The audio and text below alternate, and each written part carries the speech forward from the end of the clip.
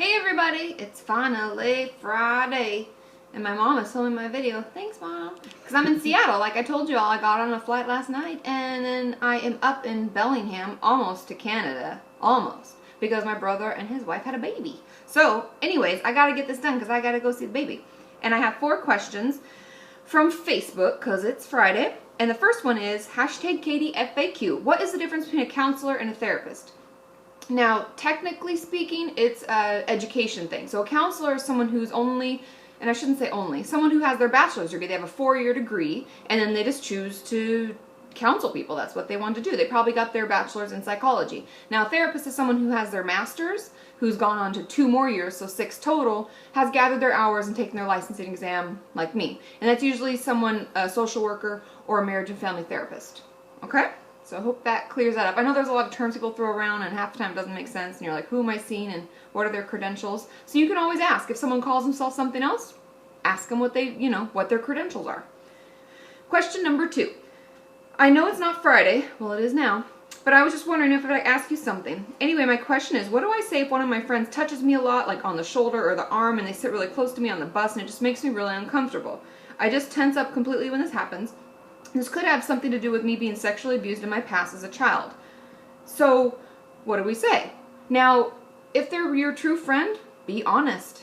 Honesty is the best policy, so you can always say something like, Sally, just pretending her name is Sally. Sally, when, I'm just really not comfortable with people touching me a lot. I don't know, maybe something that happened in my past, but do you just mind, giving me a little personal space? And explain what happened.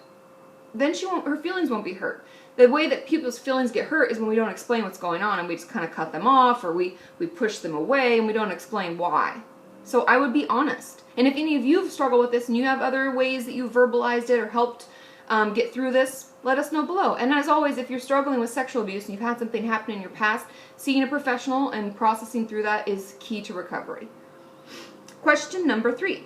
Katie, I don't know if you still answer questions. Obviously, I am. But I thought I'd give it a shot. My husband is a veteran, and he's been home for about 3 years. He's seen a counselor on his own, which is really good. I'm really glad.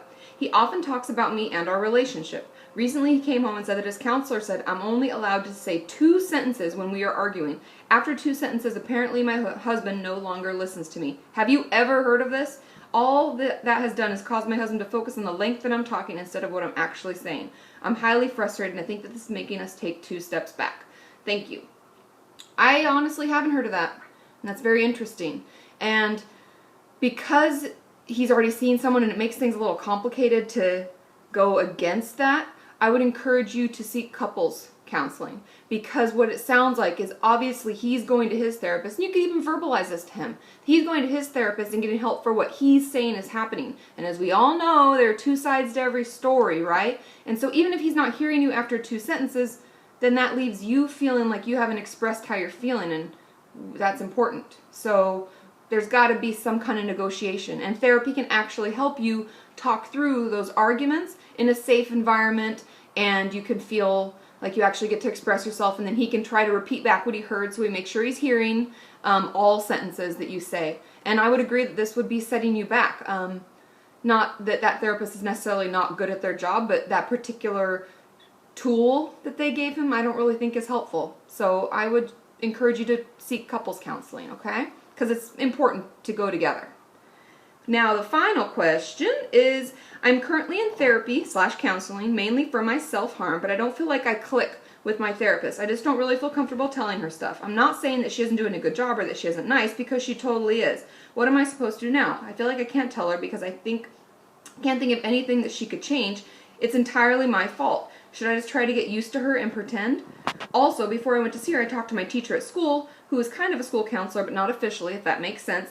And I really like her. I felt comfortable talking to her. However, in contrast to last year, she's now teaching one of my classes again. Would it be inappropriate to seek her help? I feel like it's not her job to do this, and like it would be selfish to ask her and stupid to assume that she would care.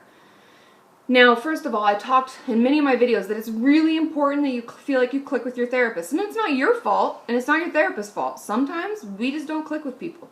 I don't know why. It just doesn't always work out. It's just like people in general. Sometimes you meet somebody like, oh, she's totally nice, but would I hang out with her? Probably not. For no real reason. It's just not there. There's no chemistry for relationships in general.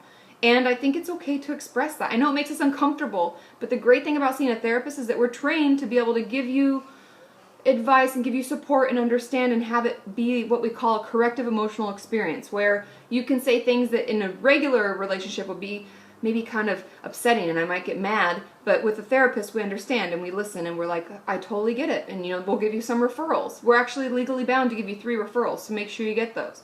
As far as seeing your teacher who's now teaching your class, that's completely up to them. There's nothing wrong with asking. I don't know what their ethical boundaries or rules or regulations within the school are, but I don't really see any reason why you can't still talk to them. So I would go on in and ask and just say you're interested and see what they say, because we don't know until we ask, right? And if any of you have had any experience with this and you maybe know about some rules and what's happened, and I know many of you do talk to your teachers, let us know below and let us know what's helped you, okay? Now, the last thing, my journal topic, and it's actually more of a craft and something that I think will really help. And this is something that I've had one of you make and send to me, which I really like, and it's very cool. And this is making your own coping bank. Now, one of you referred me to this, so thank you so much for sending me the link. Now, the way that this works is we're going to need to get a container that we can put things into, and we can also open up easily. So like a jar, or like if you get one of those big things from Costco, let's say it holds like cheesy puff balls or something, that would be good because you can cut a hole in the top and you can also take the top easily off so you can get things out of it. And you can kind of see where this is going by what I'm talking about. And the way that it works is, and you can use a shoebox too, that's another recommendation. So if you don't have a cheesy Paul Buff jar, you have a shoebox. And we're gonna put in healthy coping alternatives. All those things I tell you. Write in your journal, listen to favorite music, write down some affirmations, put those in there. Play your favorite instrument, tell a person how you feel. These are all things you want to write on little strips of paper and put into your shoebox, puffy cheese ball thing, or whatever. And then when you're having a tough time, you can pull it out and do what it says. It's your bank.